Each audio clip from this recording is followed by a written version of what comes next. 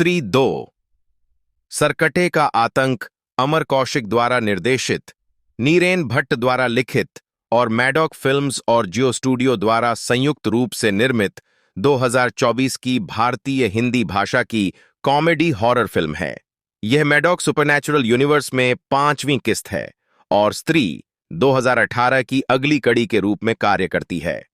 Film में राजकुमार राव, श्रद्धा कपूर, पंकज त्रिपाठी, अभिषेक बनर्जी और अपार शक्ति खुराना हैं।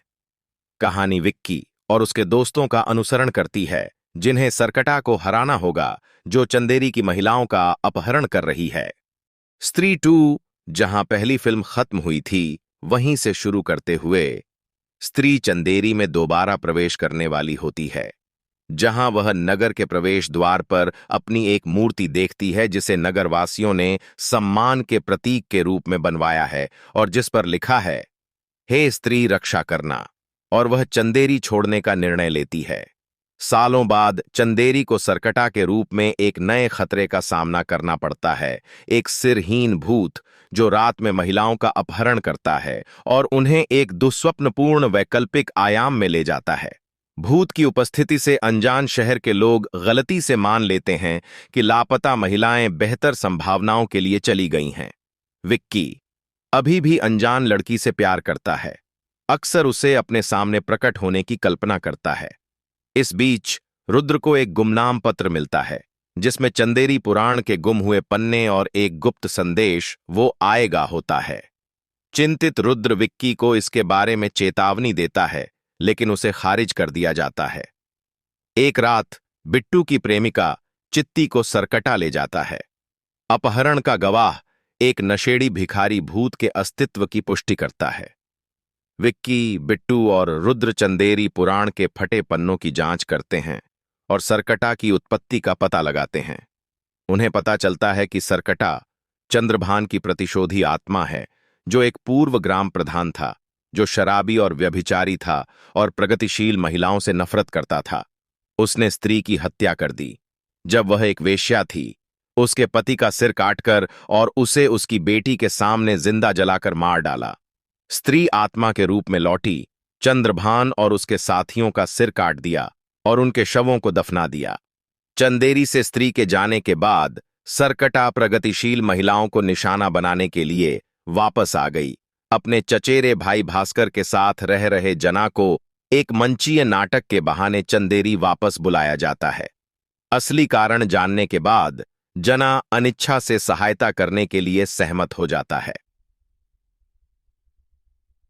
पुराने किले में स्त्री की खोज करते समय सरकटा हमला करता है और लगभग जना को मार डालता है, जिसे वैकल्पिक आयाम के दर्शन होते हैं, जहां अपहृत महिलाओं को बंदी बनाकर रखा जाता है।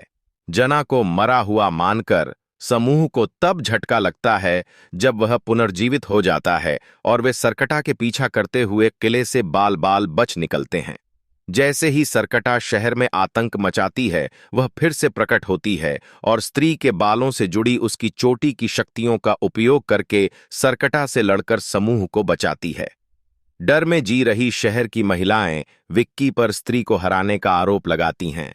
वे विक्की पर नए खतरे की जिम्मेदारी लेने का दबाव डालते हैं और वह उसे समझाती है कि उसकी शुद्ध आत्मा उसे इस कार्य के लिए सही व्यक्ति बनाती है।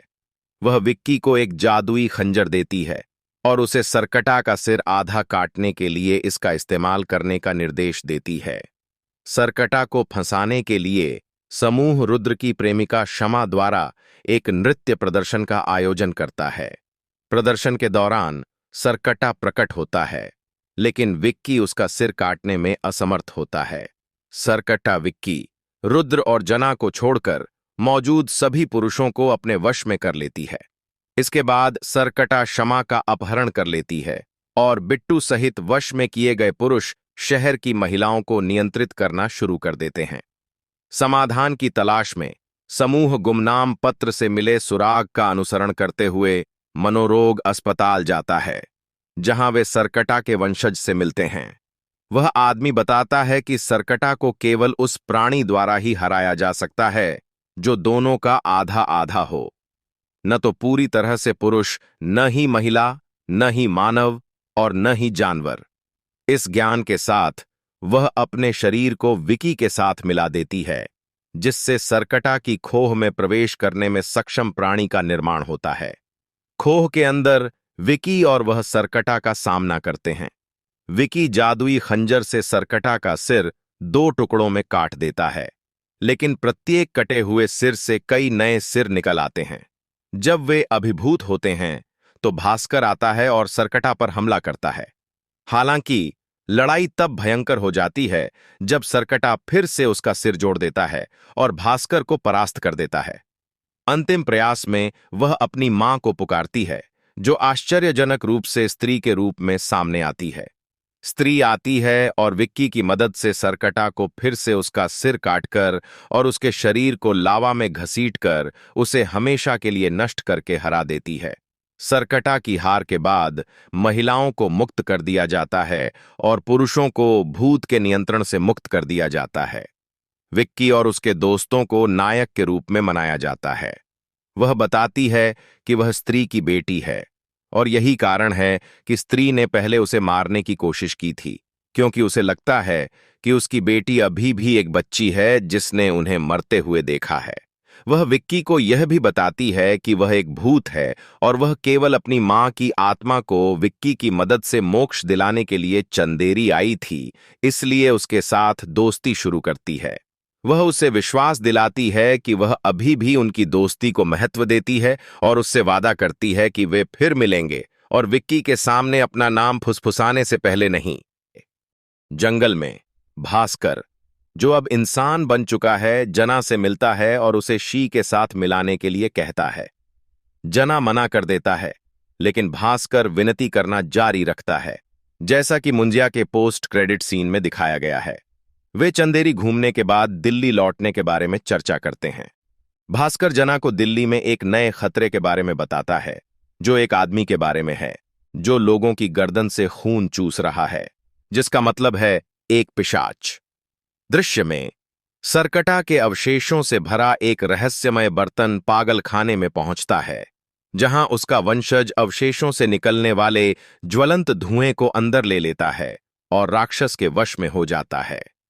ये जानकारी कैसी लगी हमें कमेंट में जरूर बताएं। अगर आपको ये वीडियो पसंद आई तो लाइक कीजिए और चैनल को सब्सक्राइब करना ना भूलें।